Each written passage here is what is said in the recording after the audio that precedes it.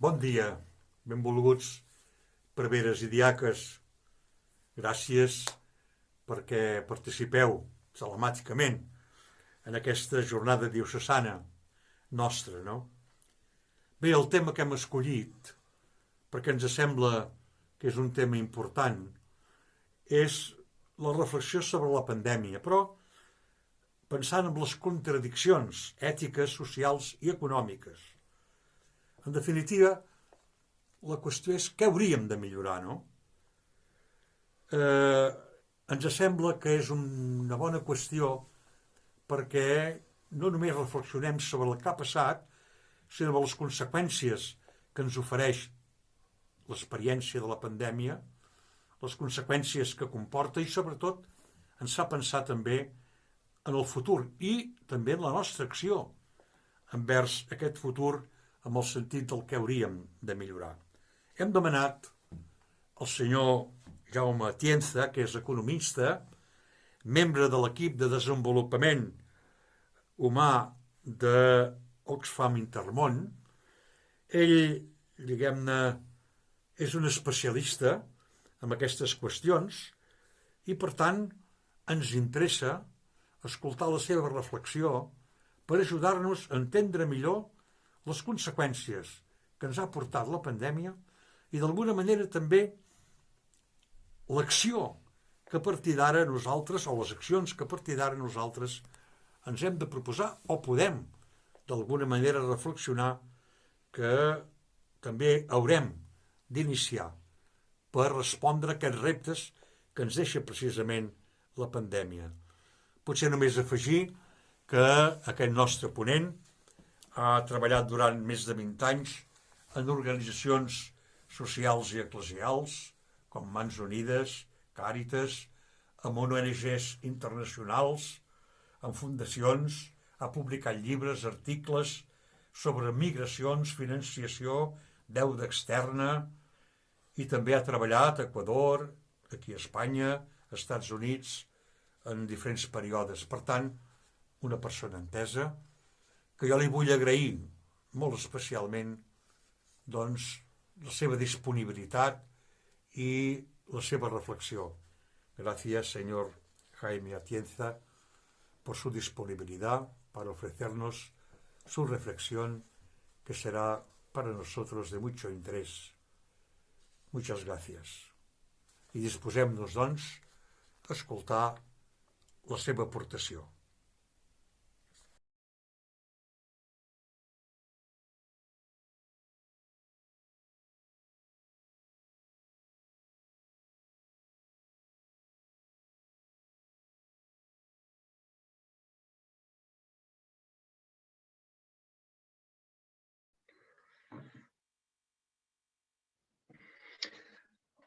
Hola, buen día, buenos días o buenas tardes, y un placer poder estar con todos ustedes para esta sesión y jornada de reflexión.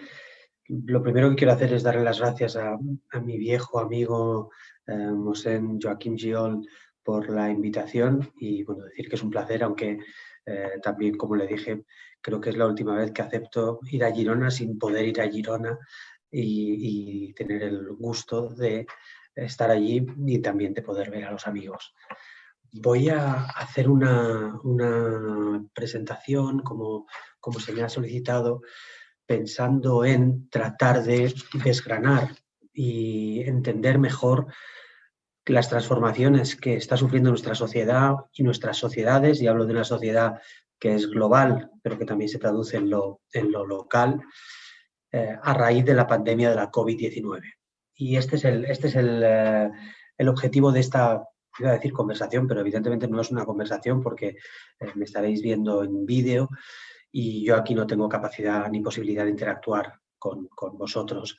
Pero, bueno, me da la impresión de que el papel de esta presentación es animar una conversación, animar una reflexión y conducir a la acción o también al pensar y al idear actividades de otra manera.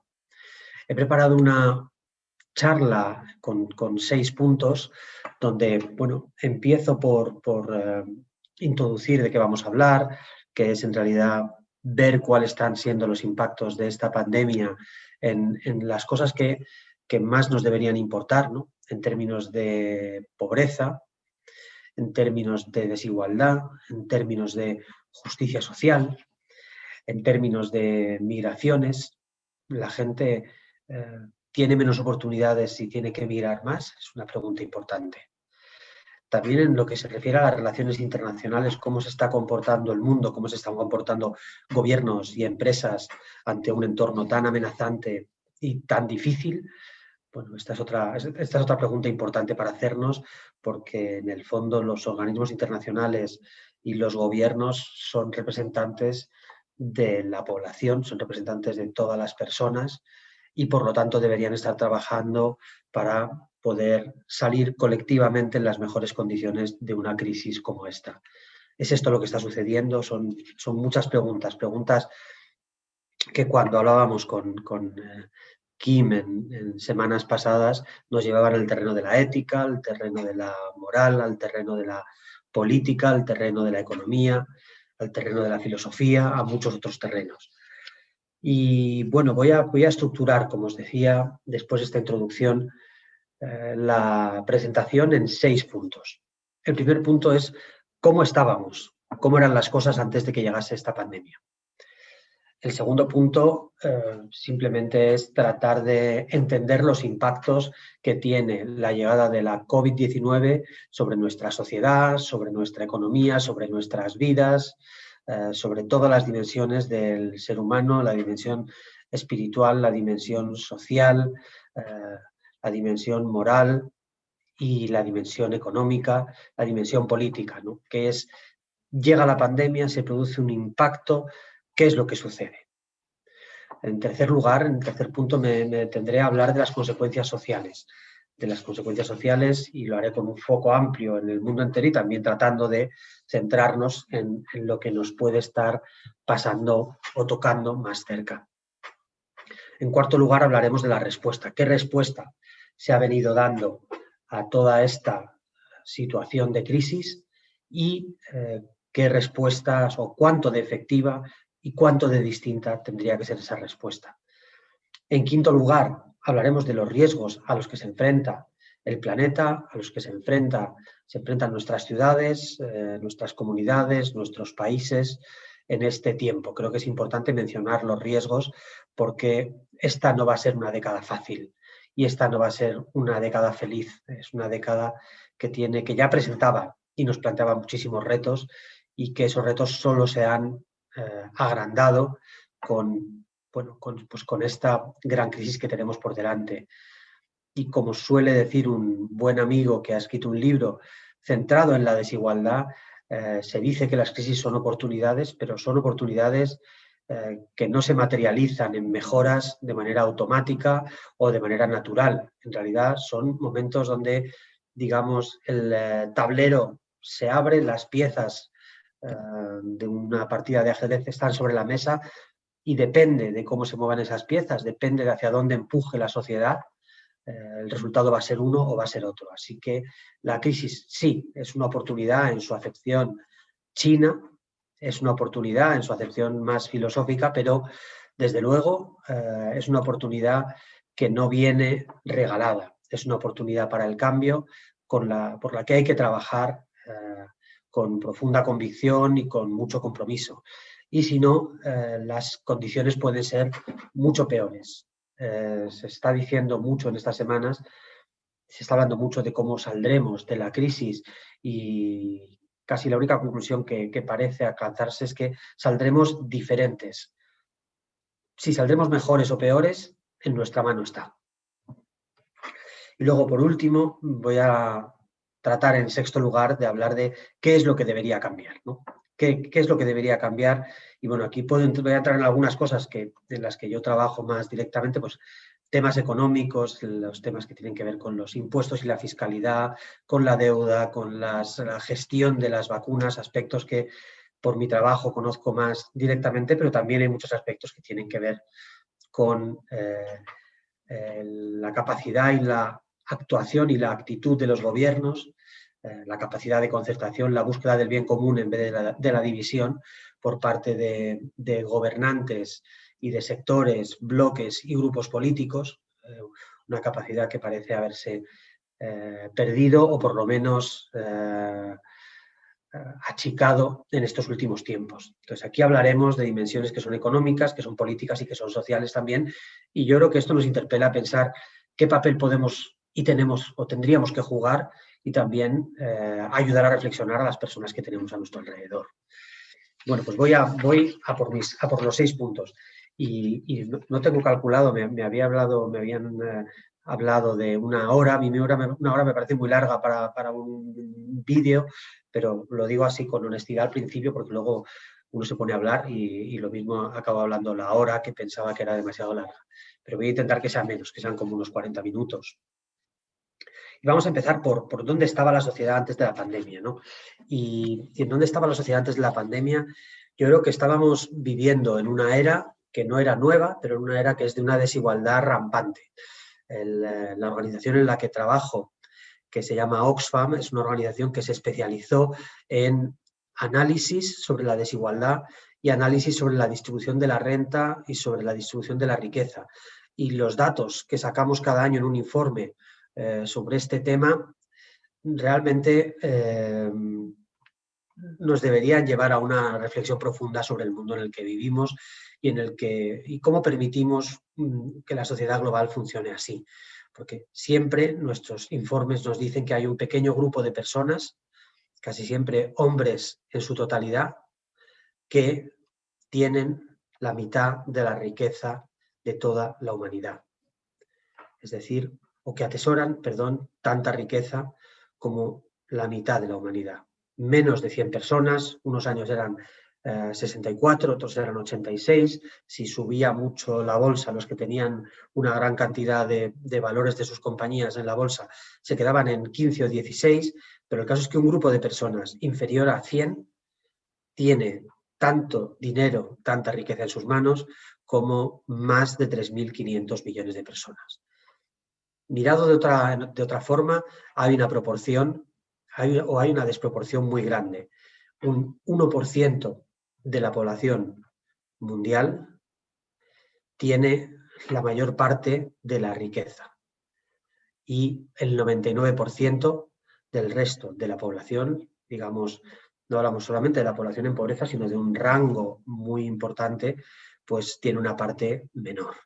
Este es el mundo en el que estamos viviendo, y cuando hablamos de carencias, cuando hablamos de privación, cuando hablamos de hambre, cuando hablamos de pobreza, cuando hablamos de falta de posibilidades de educación o de falta de acceso a la salud o de madres que mueren al dar a luz a sus hijos, etcétera, etcétera, estamos hablando siempre de cosas que suceden en un mundo donde hay abundantes alimentos, donde hay abundantes recursos materiales, donde hay tecnología que permitiría a todas las personas del planeta vivir dignamente y con sus necesidades básicas cubiertas. Una de esas personalidades independientes que a mí siempre me ha resultado fascinante, y me ha resultado fascinante por su conocimiento científico, por su propia epopeya vital, pero sobre todo yo creo porque en esta época tan difícil era alguien que se podría considerar verdaderamente independiente, porque nada tenía que ganar ni que perder. Y era Stephen Hawking, el científico británico que ha vivido postrado en una silla de ruedas las últimas 3 décadas, y que él hacía sus reflexiones y de vez en cuando las dejaba escritas en esa pantalla en la que aparecían sus textos en letras blancas sobre fondo negro. Bueno, una de sus últimas reflexiones, que era sobre la desigualdad y la tecnología, él lo que planteaba es que un mundo tan avanzado tecnológicamente como el que tenemos podría resultar en una oportunidad para un bienestar material, filosófico y para el trabajo limitado y la posibilidad de un ocio creativo para todas las personas del planeta. Pero también podría resultar en una superconcentración de la riqueza, en que no se resuelvan los problemas de las personas que se quedan fuera y en que cada vez sean menos quienes atesoran más. Y concluía que por el momento es esto último lo que está sucediendo. El gran avance tecnológico no está trayendo mayor felicidad o mayor capacidad de superar los problemas más básicos a la humanidad, aunque sí está permitiendo una concentración o una superconcentración de la riqueza y de la renta. Hawking, por supuesto, no negaba la importancia de los avances tecnológicos. Es indudable que el ser humano ha progresado científica y tecnológicamente en los últimos años y también en términos materiales. La pobreza se ha reducido más en las últimas 2 décadas de lo que se había reducido en los 200 años anteriores. Pero lo cierto es que cuanto más avanza el tiempo, menos acelera esa reducción de la pobreza y la desigualdad y más se van produciendo estas enormes burbujas de consumismo exacerbado y de gran riqueza. Y como decía, tenemos una desigualdad rampante que no se ha corregido. Vivimos en una época donde la degradación ambiental va siendo cada vez más un lugar común. Si en el pasado mirábamos los huracanes en Centroamérica como una cosa distante, este año ya hemos tenido algunas tormentas semejantes a las tormentas tropicales. Son habituales que haya 1 o 2 episodios fuertes y violentos de inundaciones por tormentas en el Mediterráneo. Este año tuvimos la tormenta Filomena, trayendo temperaturas que nunca antes se habían vivido en nuestro entorno y con una destrucción ambiental y un impacto económico y social también muy profundo. Y alejándonos un poco hemos visto pues, plagas de langostas como no se habían visto en décadas. Yo tuve la oportunidad, yo estaba en África justo antes de que empezara el confinamiento, estaba visitando Kenia y Uganda y tuve la oportunidad de ver a las langostas volando y claro, cuando lo que te explican es que tú estás viendo una imagen en un lugar concreto, pero que hay una nube de langostas de 600 kilómetros devorando las cosechas, pues, y que no hay manera de conseguir doblegarla y que tiene que ver con los cambios en las precipitaciones, con los cambios en el entorno natural, pues te das cuenta que hay un impacto que es directo, que nosotros lo vemos más y lo vivimos más intensamente cada vez, pero que es dramático en otras partes. También teníamos una profunda división política, ¿no? Y creo que tuve la oportunidad de vivir en Estados Unidos y de estar viviendo en Estados Unidos cuando se produjo la victoria de Donald Trump y de entrar en una fase de profunda confrontación política, de muchísimo desprecio del adversario, de episodios de racismo enormemente perturbadores, y esto lo vivíamos como algo ajeno que pasaba lejos, ¿no? Pero creo que esta división política, estigmatizar al que es diferente o al rival político, bloquear, construir barreras entre un bloque y otro bloque, entre partidos, sea por pertenencia cultural, geográfica, lingüística, ideológica, se ha convertido en algo demasiado habitual también en las sociedades occidentales teóricamente más avanzadas. Lo estamos viendo también en otras geografías. Ahora mismo en Etiopía estamos viendo cómo hay un conflicto profundo y no se busca la concertación, ¿no? Esta es una característica diferente. Conflictos siempre ha habido y en el siglo XX ha sido un siglo terrible, pero en la segunda mitad había hecho avanzar en una dirección donde el entendimiento entre diferentes se consideraba una virtud y permitía conseguir avances. Bueno, yo creo que en esto ha habido un retroceso, ¿no? Y desde luego en el sur de Europa, en España, en Cataluña, no somos una excepción a esta tendencia. Es una tendencia inquietante que teníamos antes de que llegase la pandemia. Tenemos también un elemento importante que combina el avance científico. Antes hablaba de Hawking y de sus teorías sobre la desigualdad y el mundo digital y la tecnología, y es que la digitalización ha cambiado la perspectiva de la sociedad de muchas formas. Podríamos hablar días de esto, pero yo creo que me voy a centrar solo en una. Ha generado una mayor inseguridad y una mayor incertidumbre con respecto al futuro para mayores sectores de población.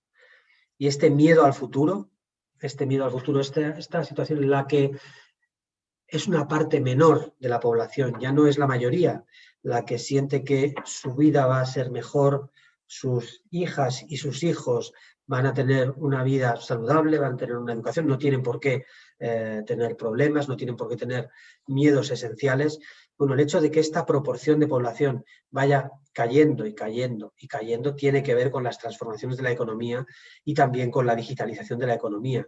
Y ese miedo al futuro también está resultando en la acentuación de los movimientos bueno, que no son fraternos, que estigmatizan al diferente, que en lugar de abrazar y acoger, lo que hacen es desconfiar y rechazar, como si estuviese en la persona cercana, pues en el inmigrante, en el que proviene de otra cultura, en el que habla otra lengua, en el que tiene otra religión, como si fuera ese el problema que tenemos y no un problema que es mucho más grande y mucho más amplio y que es un signo de los tiempos. Bueno, pues yo creo que este miedo al futuro y este menor sentimiento de fraternidad que también estamos viendo es muy importante tener en cuenta como parte del entorno en el que estábamos, ¿no? Y estábamos en este entorno antes de la COVID, cuando a pesar de que las cifras de la economía no eran bollantes, estábamos todavía en un ciclo de crecimiento económico positivo, tendencias que indicaban que iba a continuar ese ciclo, etcétera, etcétera. Estábamos en un ciclo todavía de lo que se llama creación de empleo y mejoras en la economía, aunque con muchos peros, ¿no? Y a pesar de la desigualdad y todas estas otras cuestiones. Bueno, esto era antes de la pandemia y pasamos al segundo punto. Llega la pandemia y yo creo que lo primero que se produce es un shock casi filosófico para el ser humano, filosófico, espiritual, ético, antropológico, porque el hombre que en el siglo XXI, o el ser humano que en el siglo XXI había pensado que todo lo podía y que no había problema que se le resistiera, y si se le resistía era por razones técnicas, porque algo estaba haciendo mal, de repente se enfrenta a un problema que le supera y que le devuelve al lugar humilde que ocupa en el planeta, donde hay otras fuerzas que a veces se imponen al ser humano que se había sentido omnipotente. Y si recordamos hace más de un año, los primeros meses de la pandemia, todos los debates eran sobre si lo estaremos haciendo, qué estamos haciendo mal o qué mal lo estamos haciendo para que nos pase esto. En ningún caso, o muy pocas veces, yo escuché reflexiones sobre qué importante es saber que el lugar que ocupamos en el planeta, en la vida, no es únicamente el centro. También tenemos límites y tenemos que saber entenderlos y adaptarnos. Y ahí es verdad que se produjo un gran esfuerzo de adaptación y un esfuerzo de adaptación que ha llegado al planeta entero. En medio de la tragedia, en medio de las miles y millones de vidas perdidas y de las consecuencias de las que hablaremos en el punto tercero, hubo un gran esfuerzo de adaptación. Un gran esfuerzo de adaptación, no sin resistencias, pero un gran esfuerzo de adaptación. Y hubo también un gran acelerón de la investigación científica, donde los gobiernos, es decir, lo público, lo común, invirtieron cantidades enormes de dinero a través de grandes compañías farmacéuticas para avanzar en la investigación. Es decir, se canalizaron recursos públicos a través de grandes inversores privados para que lo que normalmente habría llevado años investigar por limitaciones de recursos, limitaciones de capacidad científica y de todo tipo, de repente se pudo hacer en un periodo de meses. Y por eso estamos ahora mismo con la feliz noticia, aunque limitada, de que tenemos vacunas y de que hay un proceso de vacunación en marcha tan solo 15 meses después de decretada la pandemia. Lo que pasa es que esto tuvo una cara B, claro, porque tuvimos este gran esfuerzo científico que podríamos llamar un gran triunfo de la humanidad. Primero, la humanidad se, digamos, asume con humildad o en muchos casos no lo asume, pero se da cuenta con humildad de que no puede con todo. Y en este caso, cuando entramos a hablar de las vacunas, adopta esta decisión de inversión pública, participación privada. esto también tiene una consecuencia, que es una carrera feroz y lo que se llama una competencia, lo que se ha calificado como una competencia nacionalista, ¿no? Todos los países tratan de asegurar su propia provisión de vacunas y anteponen esto por encima de cualquier otra consideración. Eso explica, por ejemplo, pues que Estados Unidos, un gran productor y sede de las principales compañías farmacéuticas, tenga establecido una prohibición de exportar vacunas. Es decir, hasta que no han conseguido tener al grueso de su población vacunada, como ya es el caso, ellos no han dejado de salir una sola vacuna de su país. Esto es lo que se llama el nacionalismo de las vacunas. En la Unión Europea, ¿qué ha sucedido? Bueno, la Unión Europea lo que ha hecho es contratos de compra anticipada con unas cuantas compañías para garantizarse que las primeras vacunas que se producían en el mundo llegaban a la población europea. Y se ha llegado a calificar un poco esta práctica de un apartheid de la vacunación, porque en el fondo los países más ricos y con la población mayoritariamente más blanca son los que se han quedado con o han acaparado el 75% de las vacunas, aunque solo tienen el 20% de la población mundial. Además, en este periodo han aparecido movimientos negacionistas, movimientos que han tratado de establecer una narrativa paralela o han señalado que el virus era o una creación o una invención o no existía y, digamos, han construido mediante noticias equívocas y discursos agresivos nuevamente van a introducir una mayor percepción de enfrentamiento en la sociedad. Y este nacionalismo de las vacunas, estos movimientos negacionistas, han sido necesariamente muy centrados en el nosotros más cercano, ¿no? En nuestra comunidad más próxima y en el olvido de los que están y las que están lejos. Aquí hemos asistido a una cierta deshumanización que ha estado relacionada con el desconcierto de esta etapa inicial en la que se vive en la pandemia. Digo deshumanización porque ha habido un cambio en la manera en que se ha abordado esta crisis respecto a crisis anteriores.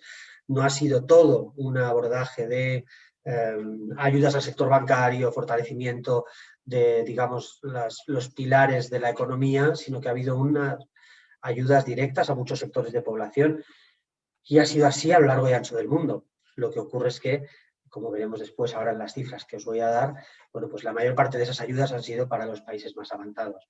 Para daros solamente una cifra que es muy difícil de interpretar, los países más ricos hemos invertido en nosotros mismos para ayudarnos a nosotros mismos 17 billones de dólares.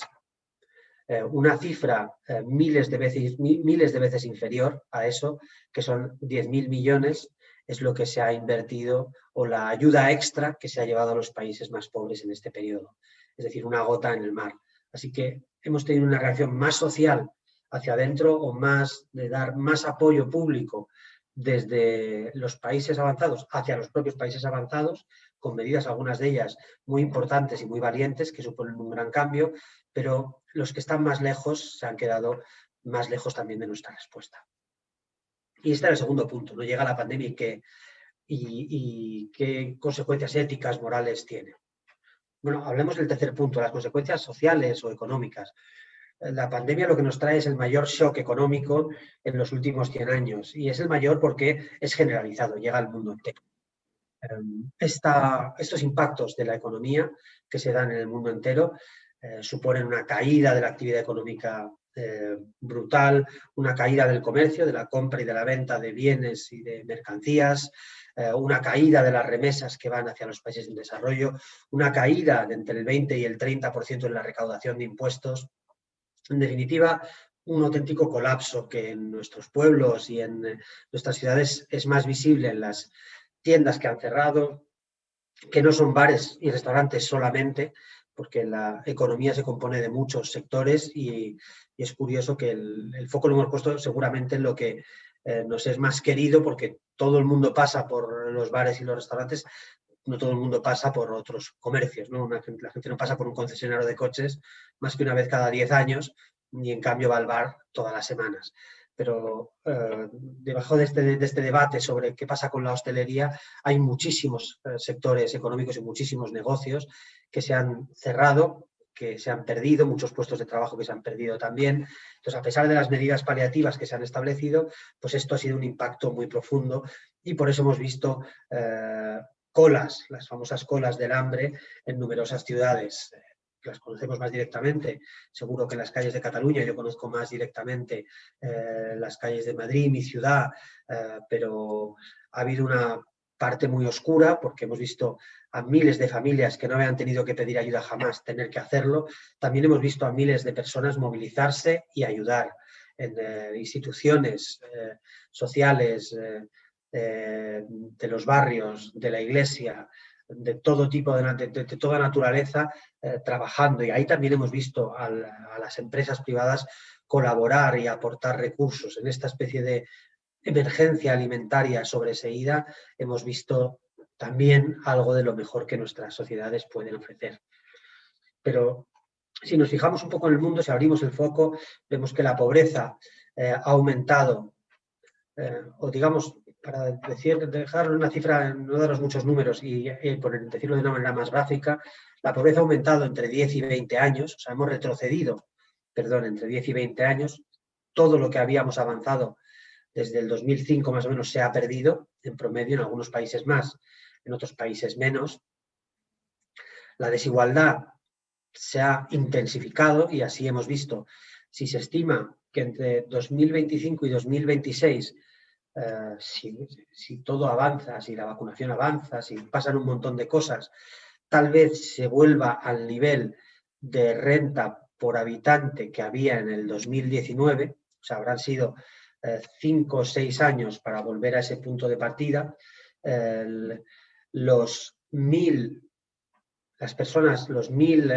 personas más ricas del planeta ya habían recuperado su nivel de riqueza y lo superaron en el mes de diciembre del 2020. Es decir, para estas personas más ricas, la crisis pasó y ya estamos en una fase de franca mejoría en el 2020. Pero sucede que para las 10 personas más ricas de la humanidad, lo que tuvieron fueron unos beneficios extra de carácter extraordinario de más de 500.000 millones de dólares, que es mucho más de lo que haría falta para vacunar a toda la población mundial. Así que la pandemia no nos ha dejado un mundo más justo, no nos ha traído un mejor reparto. Pensamos al principio que la pandemia iba a ser una gran igualadora porque enfermaban y morían príncipes y también enfermaban y morían personas pobres.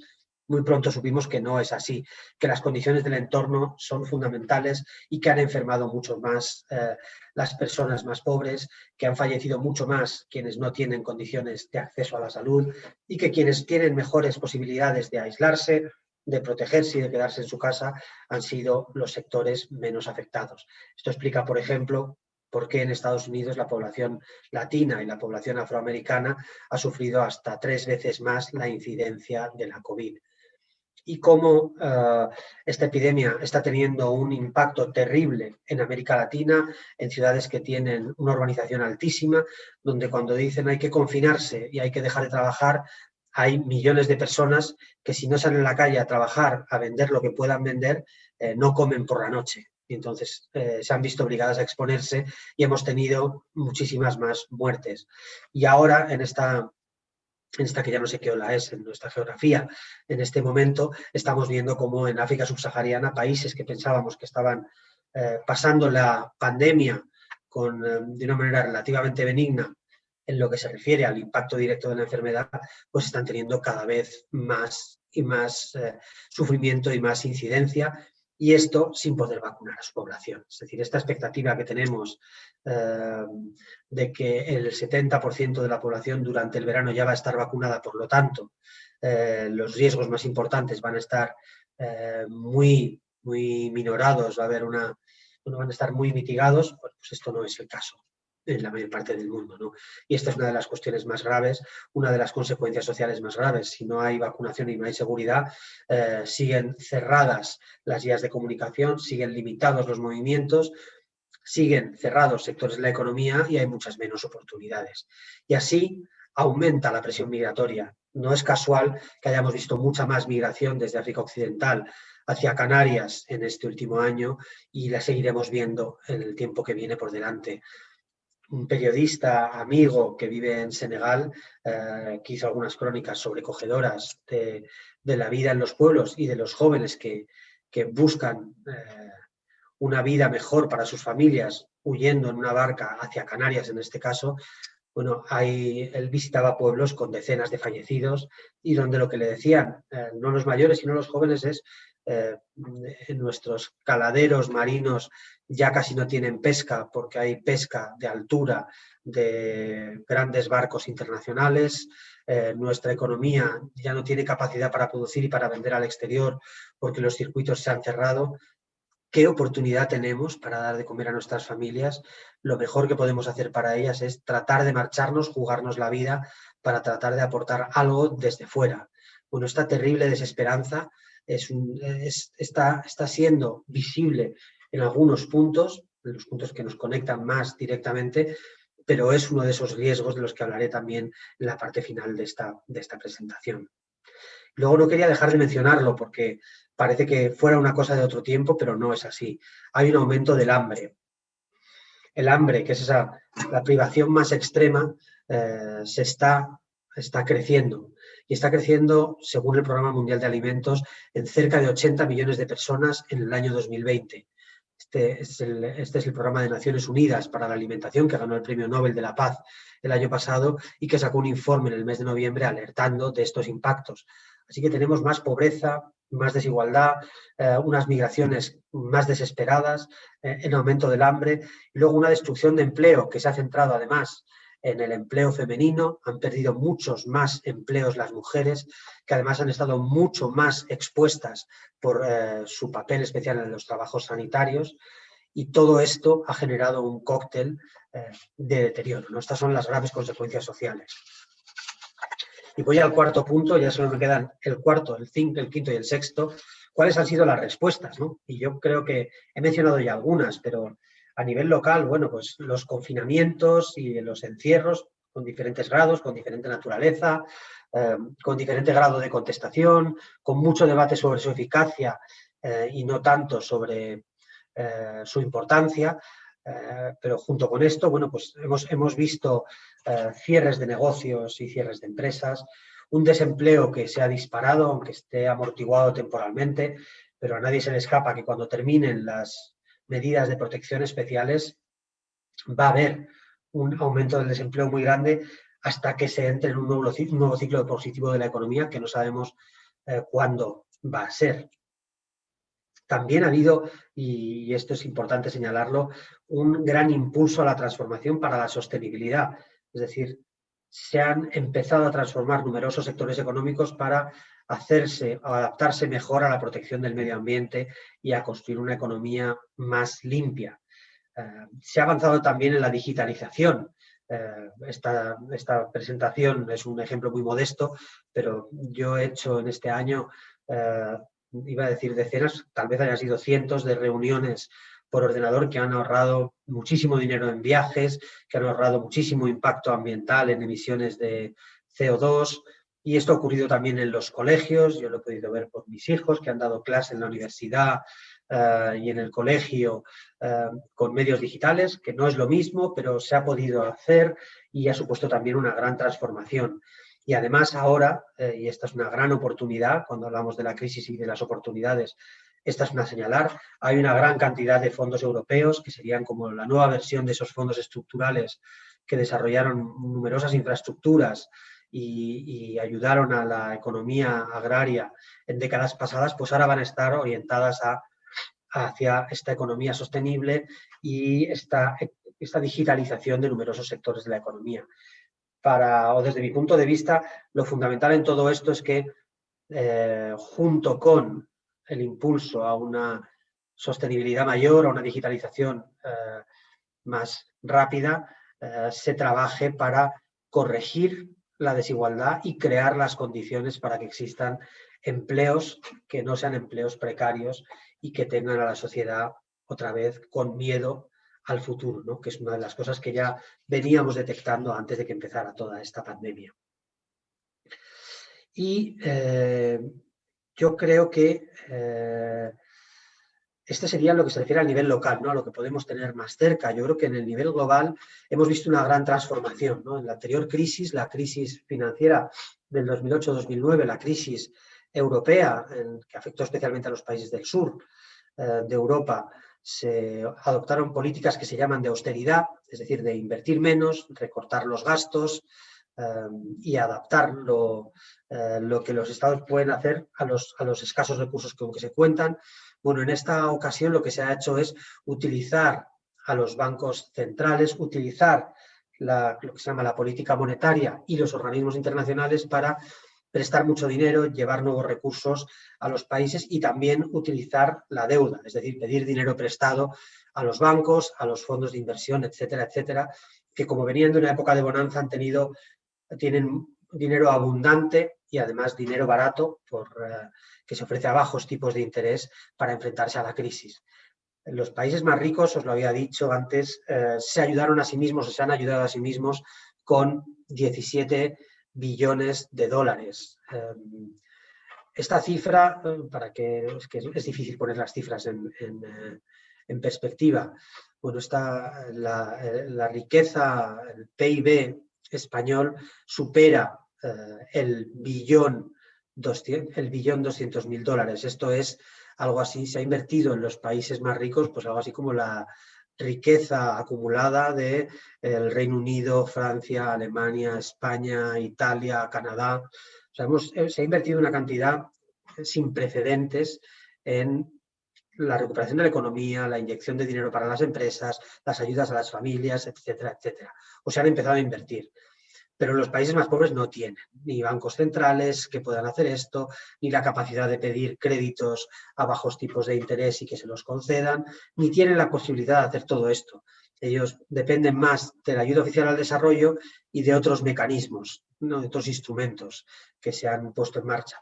Y por ahora para ellos ha habido muy poco. Esta es la verdad. Ha habido algunas medidas de lo que se llama alivio de la deuda, es decir, que no paguen ahora, pero que lo paguen dentro de 3 o 4 años.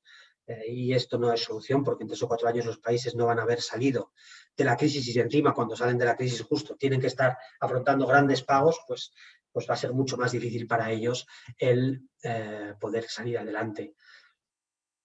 En el campo de las vacunas hemos vivido, yo creo que se puede calificar de una guerra de las vacunas, porque podemos ser muy, muy políticamente correctos y plantear que en realidad ha habido una gran cooperación. Bueno, lo cierto es que ha habido una cooperación de algunas empresas entre sí o de una con otra, de algunos gobiernos. Los gobiernos europeos han actuado juntos, al menos hasta ahora, en lo que se refiere a la crisis, pero lo cierto es que ha habido una gran confrontación por lograr las vacunas, por mantener sus patentes y proteger la propiedad intelectual por encima de la importancia de acelerar la vacunación para que llegue a toda la población mundial. Y este es el gran gesto de egoísmo del mundo desarrollado sobre el mundo más pobre. Y esta es una de las cuestiones que están en discusión estos días y que esperamos que se puedan tratar y corregir. Y haya habido una señal muy importante por parte de la administración americana, que si antes decía que desde el principio habían prohibido exportar vacunas para quedárselas todas y vacunar a su población antes de que saliera una sola de su territorio, lo cierto es que una vez que han garantizado esto, ahora están dispuestos a cambiar las reglas, aunque esto pueda perjudicar a algunas de sus grandes compañías. Y este es un cambio sin precedentes, porque sí estamos viendo en esta fase de respuesta global pues que los gobiernos están actuando, pero están tratando de hacerlo sin molestar o sin que esa defensa del bien común se haga a costa de cualquier mínima pérdida de los beneficios de compañías, sean estas farmacéuticas o sean, por ejemplo, fondos de inversión y bancos que han prestado y que siguen cobrando la deuda a los países más pobres. Para que nos hagamos una idea, en este año 2020, los países más pobres han seguido pagando religiosamente su deuda a los grandes bancos internacionales, a los grandes fondos de inversión, empresas bueno, con capitales inmensos que no han perdonado ni un céntimo de esas deudas a países que estaban arruinados, que no podían atender a su población y que además habían visto cómo su economía no producía más, por tanto no tenían más recursos y además su recaudación fiscal se desplomaba entre un 20 y un 30%. Estas compañías o estos actores han sido implacables y los gobiernos, los que esperábamos en este caso que estableciesen, bueno, pues eso, al menos una moratoria, ¿no? Que se esperase que durante un tiempo no se cobrase esas deudas, pues no lo han hecho. Y este es uno de los cambios que necesitamos que sucedan, que haya un nivel de gobierno mundial más fuerte.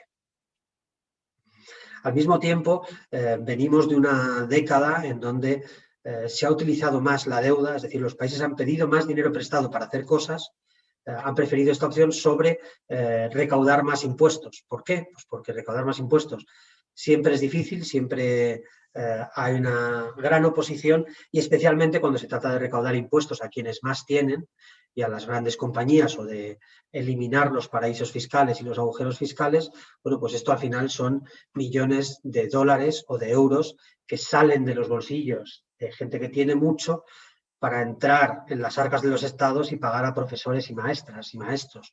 Pero la capacidad y el poder de influencia que tienen esos sectores económicos es muy fuerte. Y esta es otra de las cuestiones que tiene que empezar a cambiar. Y este año 2021, ahí sí hay una oportunidad y esperamos que sea una oportunidad que se pueda materializar. De nuevo, el gobierno de los Estados Unidos, la nueva administración, ha tomado la iniciativa de impulsar una medida que es un impuesto corporativo universal, y lo cuento me detengo un poco aquí porque creo que es importante conocerlo cuando se producen avances y noticias positivas. En este impuesto universal lo que se establece es que todas las empresas en todos los países tienen que pagar un 21% de sus beneficios. Por lo tanto, de nada les sirve trasladar su base a un territorio que sea un paraíso fiscal o cualquier otro.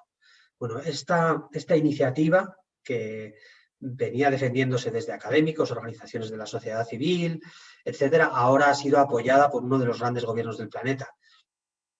Otros gobiernos, como el gobierno español, entre otros, y algunos más europeos, han apoyado estas mismas medidas. Que las apoyen no significa que se lleven adelante, significa que hemos dado un paso para avanzar en esa dirección y este sería fundamental, porque es uno de los elementos que permite corregir la desigualdad y también llevar recursos a las personas que más lo necesitan. Y estas eran las respuestas y algunas oportunidades. Voy a hablar ahora de riesgos. Y yo creo que riesgos, algunos los estamos viendo ya. Voy a citar 4 y no me voy a extender mucho porque creo que se explican por sí mismos. Hay un primer riesgo que es la inestabilidad social y política. Es decir, que la pérdida de perspectiva o de posibilidades de un futuro más seguro, la pérdida de empleo, la privación, lleve a mayores situaciones de inestabilidad social y política. Posiblemente el ejemplo más tangible hoy es el caso de Colombia, pero no nos quepa duda de que vamos a ver otros casos así.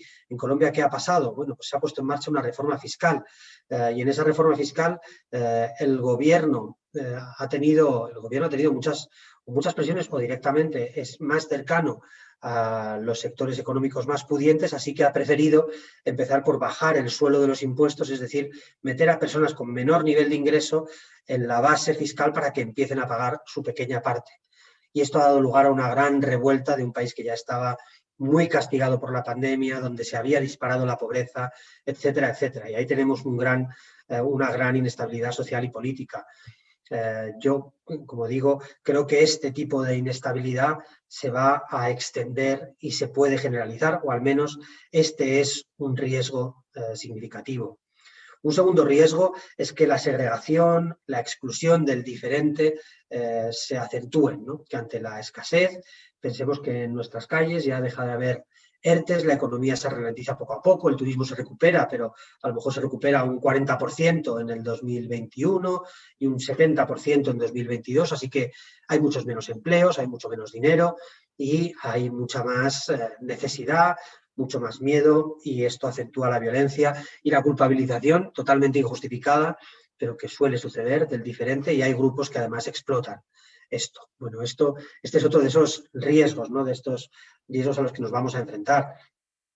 Uno tercero es que tengamos una crisis económica más generalizada y que después de esta inyección de recursos, de esta respuesta expansiva que se está dando, bueno, pues venga un momento de grandes recortes y de menos claridad en dónde están las oportunidades, que esa transformación digital, sostenible, vaya más despacio de lo que se espera y que nos enfrentemos a una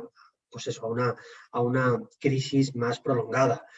Y en realidad tenemos otro riesgo, aunque estamos viendo señales positivas, pero vale la pena mencionarlo como riesgo, y es que el gobierno global, el gobierno a nivel europeo, desde nuestro punto de vista, o a nivel internacional, con las Naciones Unidas y otros organismos, se deteriore en vez de fortalecerse, que es algo que también podríamos estar viendo en un futuro cercano. Y yo creo que estos son elementos, riesgos que es importante tener en mente. He mencionado 4, simplemente mencionaré un quinto que se refiere más a los países en desarrollo, y es que a raíz de esta crisis económica y a raíz de la crisis de deuda en la que ya se encontraban instalados, salgan de esta crisis en lugar de con sistemas públicos de salud y educación más fortalecidos, que es lo que nos dice la teoría y dice en realidad las palabras de todos los líderes que hay que hacer, salgan debilitados y se plante una semilla de mayor desigualdad y de menos oportunidades. Este es un riesgo evidente que otra vez conecta con un riesgo de mayor inestabilidad social y política, de mayor segregación y exclusión, y por último, en lo que tiene más impacto directo sobre lo que nosotros vemos y por tanto donde más posición debemos tomar, una menor protección a las personas que vienen de otras geografías, a las personas sobre todo de otras razas, que tienen otras religiones y que vienen de historias de vida mucho más duras. Así que proteger y explicar la migración desde los problemas globales va a ser muy importante en este próximo periodo. Y voy a terminar con un sexto punto, que en realidad es el qué debe cambiar, ¿no? Y mi tendencia natural aquí sería hacer un montón de propuestas económicas detalladas, pero creo que no es esto de lo que nos corresponde hablar ahora, que también se puede, si hay la ocasión, pero creo que lo primero es señalar algunas cosas que sí deben transformarse profundamente. Y es que tiene que haber una humanización profunda ante la migración y tiene que ser un compromiso personal de todas las personas que al menos comprendemos y podemos entender todos estos movimientos que están sucediendo a nuestro alrededor. Hay que hacer una acogida fraterna, una apertura plena a la participación en nuestras sociedades y confiar en la riqueza humana, espiritual, social que nos traen otras personas de otros entornos. Así que humanidad es importante. Podríamos hablar también de egoísmo ilustrado, egoísmo interesado, porque como nos dicen las cifras, las cotizaciones a la seguridad social, que es una cosa muy material, han aumentado en las últimas 2 décadas en España, principalmente por la población inmigrante que se ha puesto a cotizar. Entonces hay que saber que la sostenibilidad de buena parte de nuestros sistemas de protección también depende de que tengamos estas posibilidades. Yo creo que esa primera humanidad ante la migración es importante. La solidaridad ante los más desprotegidos, estén aquí o estén fuera de nuestras fronteras, es muy importante. Volver a ver a todos los que sufren, volver a estar al lado de los que tienen necesidades, asegurarnos que en un viejo lema de tiempos pasados, de nuestra vieja historia en Cáritas, hablábamos de nadie sin futuro. Creo que ese lema no va a pasar nunca. Nadie puede vivir sin pensar que tiene un futuro. Y ahí tenemos que proteger a los más desprotegidos y esa es una tarea importante.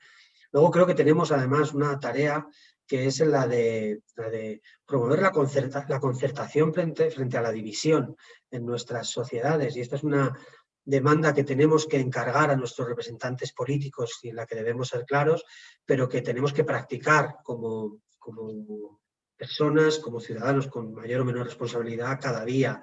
La concertación frente a la división es una de las llaves. Parece que está lejos ahora, pero ojalá este sea un camino, ¿no?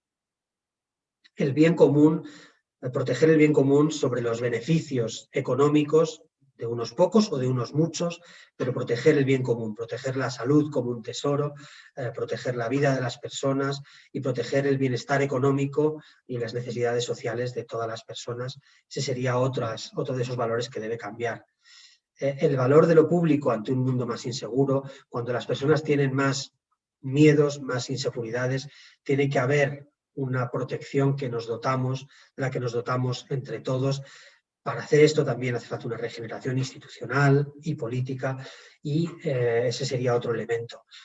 Y yo creo que el último elemento que mencionaría es que esta sostenibilidad, este avance hacia una economía verde de la que oímos hablar mucho, que suena muy, muy limpio, muy moderno, muy eficaz, paneles solares, coches eléctricos, cosas que no hacen ruido, nada de contaminación.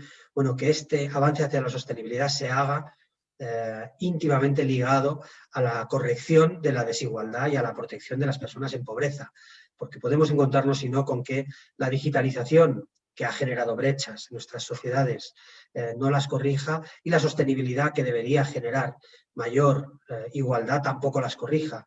Tiene que haber un compromiso firme para corregir la desigualdad que puede ser el gran desestabilizador de nuestras sociedades o, si se corrige, puede ser el gran articulador de las medidas del futuro. Entonces, como digo, resumiendo este último punto que debe cambiar: humanidad, solidaridad, concertación, protección del bien común, el valor de lo público, regeneración política, institucional y desigualdad de la mano de la sostenibilidad.